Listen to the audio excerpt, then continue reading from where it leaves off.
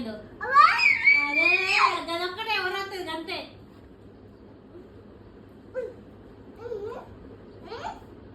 నువ్వు ఒక్క మాట మాట్లాడరాదు, ఏబిసిడి చెప్పరాదు, 1 2 3 చెప్పరాదు, అంటాడు గంతే. ఏమన్నా నీకు మాట్లాడతాయా,